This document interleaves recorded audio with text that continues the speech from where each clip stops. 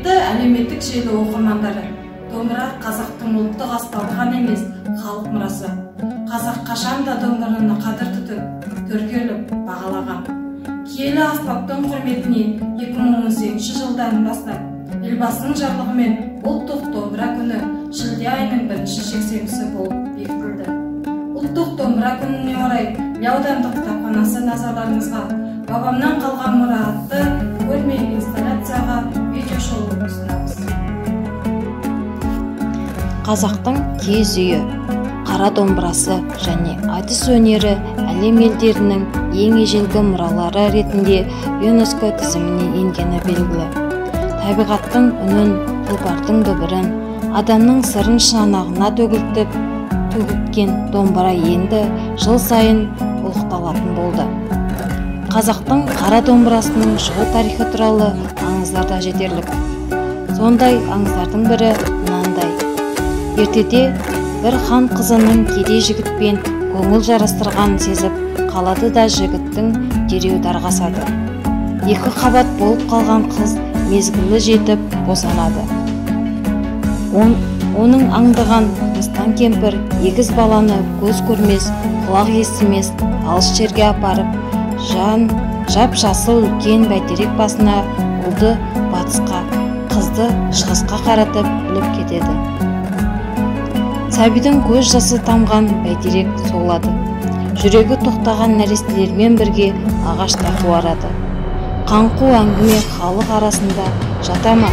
Оның естіген ана егізін іздеп жолға шығады. Жолдан шаршаған ана ағаш түбіне келіп демалады. Құлағына күмбірлеген сырын естіледі. Қайдан шығатын әуен екен білгісі келіп ағаш үстіне шығып тыңдаса, жаңағы бәйтерек сынып кетеді.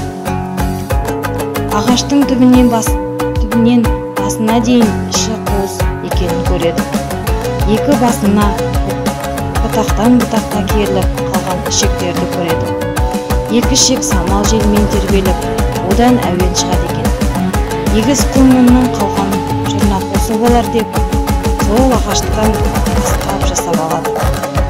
Батысқа қараған шегі бастау, шығысқа қараған шегі қаттылау келген екен.